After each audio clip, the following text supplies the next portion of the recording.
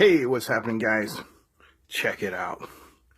MICSIG. A couple years ago, I did a review of their, I think it was STO1004 tablet oscilloscope. These things are so cool.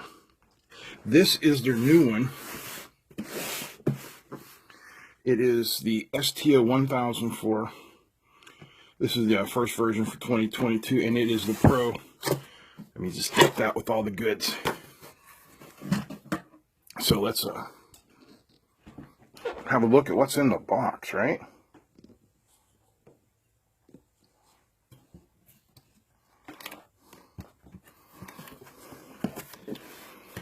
Oh, look at that.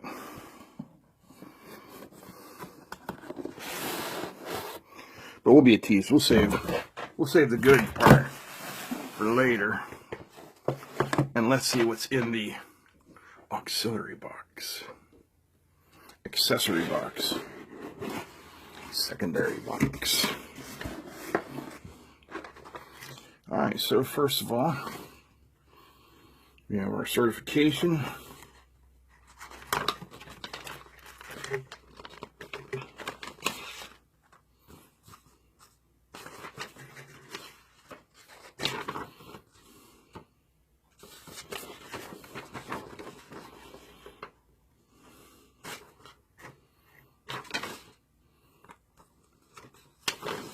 Trying to figure out how that goes. Okay, I guess it goes like this.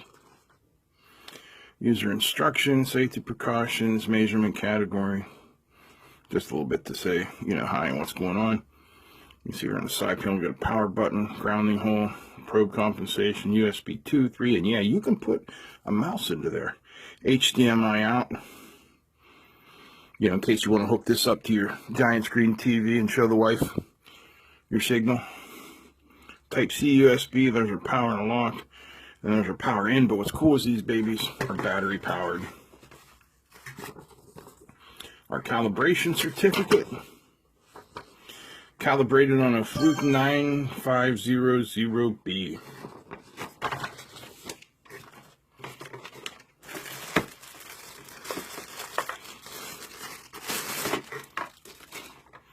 Power supply, oh, yeah, it's even branded MICSIG on there. Very nice.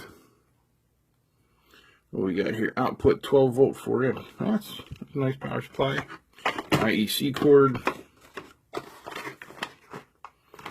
And 4 probes, because this is 4-channel. These are the P130A probes.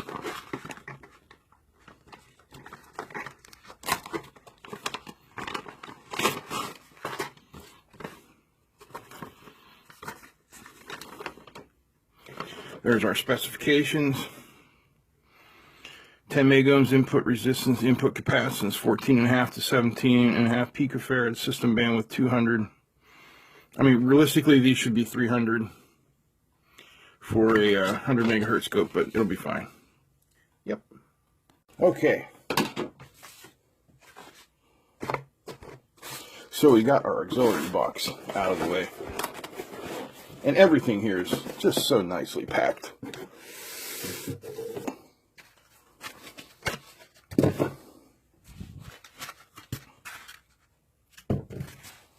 There it is. You grab a tape. Pardon me. So just in case we're talking about dimensions here.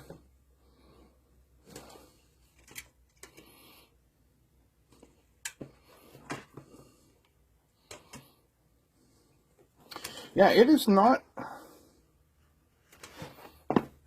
like the tablet scopes that you buy off of AliExpress, the little cheap ones. This is significant. It's got weight to it. Well, most of the weight's probably that battery. Like I said, I've used these scopes before, and they are just tremendous. Let's get the plastic off.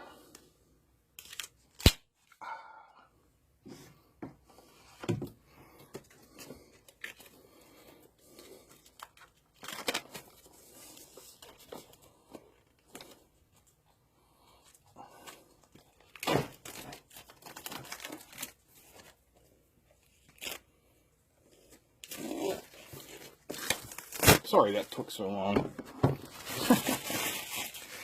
All right, let's have a look at the scope now. Now, the only downside I have with this scope is when filming it, it is extremely reflective. So you're going to see my shirt today, Surf Zombies. It is a surf rock band out of Idaho, I think. Search YouTube for Brooke Hoover if you're interested. All right.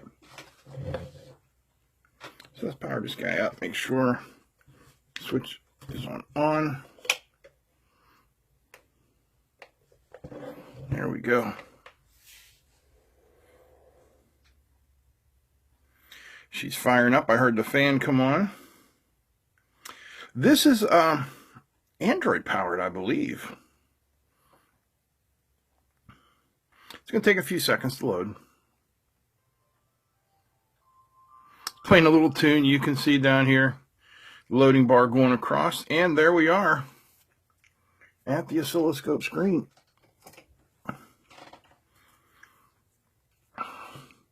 So you can see up here, we've got all our little information.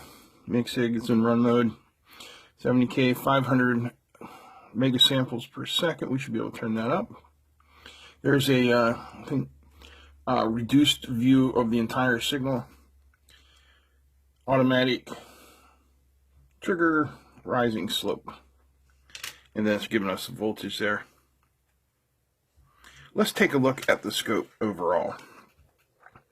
Now, when I did the last review on this, a lot of people asked me, they said, could you use this for automotive use? Absolutely. Or any kind of field use. I mean, you've even got a little, you got a handle over here on the side so you can carry the thing. It has a built-in stand. Yeah, these are some of the coolest scopes that I have ever had a chance to get my hands on. So if we just look over here real quick, you can see once again we have our power, a place to put an external ground. These are our probe compensation. See that little mouse symbol there? Or no, that is a thumb drive symbol. Plug a mouse in, HDMI, USB-C. There's our power. There's our battery.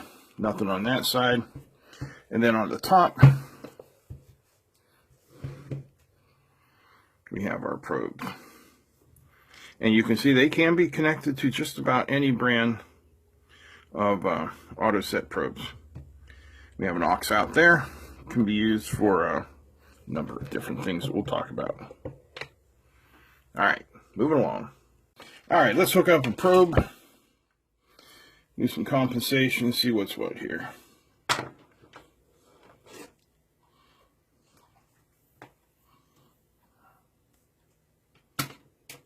What I would like to focus on mainly here is the difference between the scope from 2 years ago and the scope we have now. The improvements and whatnot that they've made.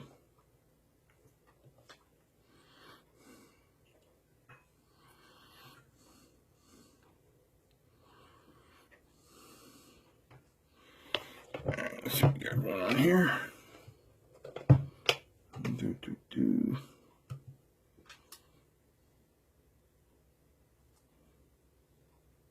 It's on.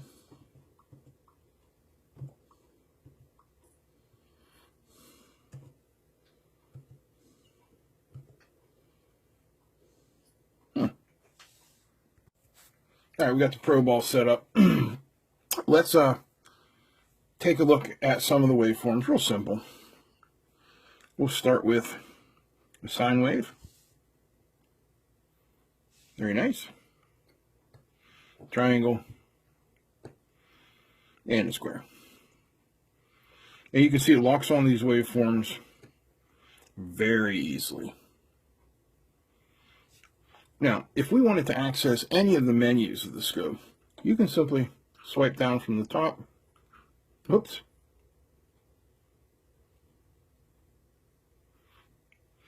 You can hit the menu button, or for these menus down here, we have the quick menus that take you through a whole bunch of things. Then all you have to do is touch the screen to get out of the menus again. So let's go back, get a waveform on here. Sine wave it is. So if we want to know the frequency of the sine wave, you just roll down here, tap measure, frequency. Whoops. Keep knocking that off the screen. So you see there we have our frequency, and we can add as many different measurements as we want. Duty cycle,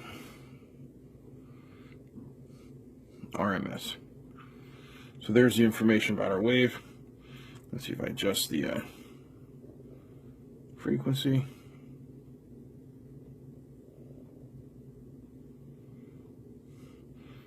And you can see everything changing there. Should work the same for triangle wave. And the same for square wave.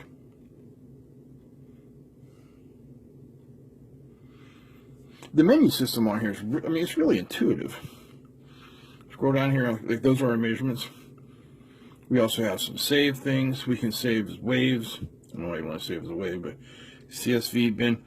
And it's really simple to save. You can press this button here. And now we've saved the picture. What if we want to save a video? Well, let's try it. I haven't done it yet. So it says we need to go to a non-oscilloscope function. So we'll hit the home button. It says drag down from the top and then touch the screen. Touch the screen. Touch that. Yeah, start recording. There we go. We'll put show touches on the screen. So now we're recording. We can go to the oscilloscope. Now I'm just messing around here so you can see that we'll have something on our recording.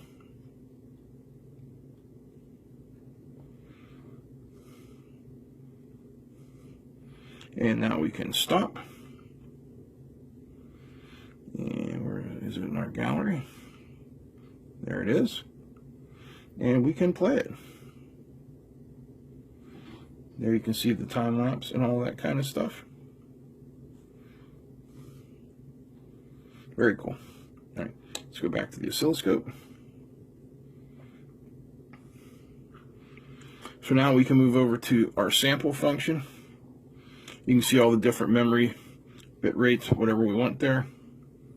Like for instance, that's the highest one. Oh, whoops, did I miss something? Yeah. We also have mode, normal, average, envelope, and peak. Over here in display, we can start with common. Where's our horizontal reference? Is it the center or is it the trigger position? Do we want roll on or off? Our time base over time or XY coordinates. I'm not sure what CCT is. And then our trigger menu. Holy camolians. So we have edge, pulse width, logic, N edge, runt, slope, timeout, video, and UARTs. So like here we go to edge. What's our source? Channel 1, coupled DC, rising, falling, or dual. Then we come over to pulse width. We can say pulse is less than, greater than, equal to, or not equal to. Oh, it's just beautiful. We have the auto set, auto channel detection, auto trigger source setting, levels, auto range. Let's try that. Let's try auto range. So I'm going to remove the probe from our function here. I'm going to change the frequency, and we'll come on here with, let's do a triangle wave. And we'll hit auto. And it locks in just like that. Absolutely beautiful. But if you're not a touchscreen guy, and there's so much of this you can do with the touchscreen, you can come down here, like you can change our horizontal settings, you can change our vertical settings, you can change our zero position, you can slide our trigger up and down somehow. Oh, the trigger's here. There's trigger. Here's all of our channels. You can turn them on. You can turn them off. So here I can see channel 2, menu. Turn it off. Now we're back on channel 1. Just like that. Again, we have our channel wave fine controls. These are our cursor positions, so let's get a nice square wave here. Okay, we are at 5.41 kilohertz. Let's zoom this out just a little bit. And we'll get some vertical cursors. You can see we can do this just like this.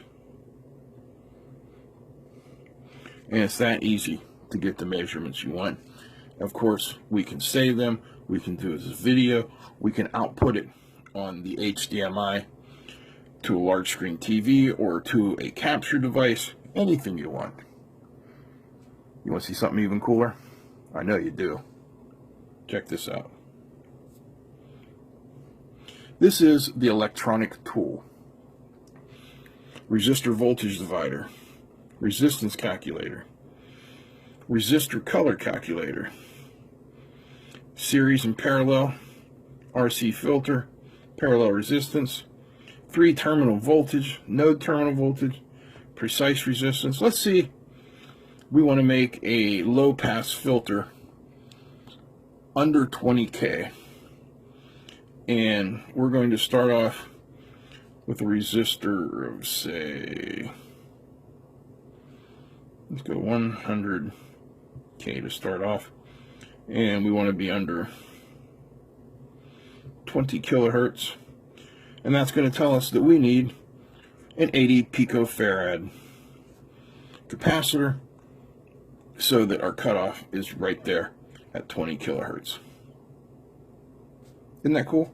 What if we wanted to make it 20 megahertz?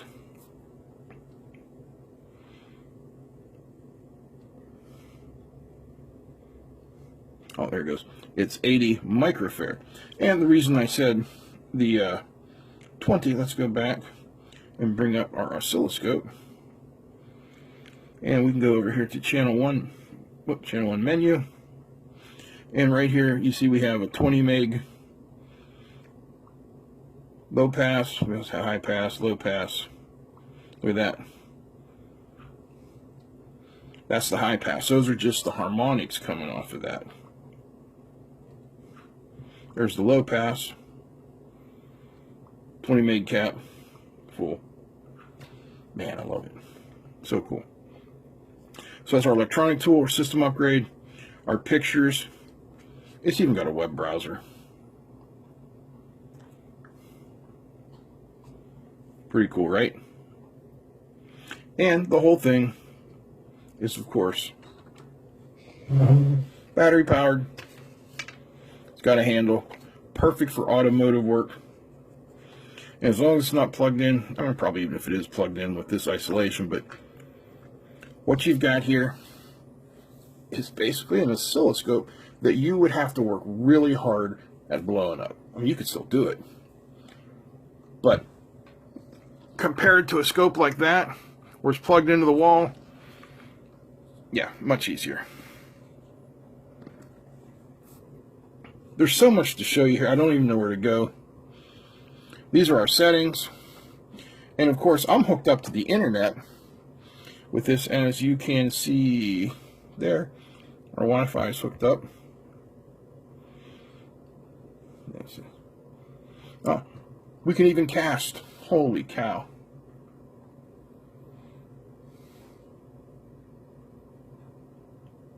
That's so cool. Back to our oscilloscope. Did I miss anything? Yep, calculator. They also have an app that you can put on your phone. All that kind of stuff. So I think for the value, these sell for around $800 right now, end of June 2022. This is on par with anything desktop size, and the benefit you're getting is all of this added software, since this is really just a tablet sized computer that has been modified and optimized to act as an oscilloscope. Like, this is the oscilloscope of the future. You know, this is the oscilloscope of the past. Well, the recent past. The older past would be a Tektronix that wouldn't even fit on my desk because it was 4.5 feet long, but you know what I mean.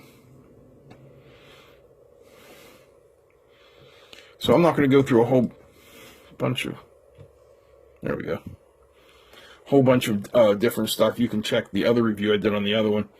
But yeah, this is just fantastic.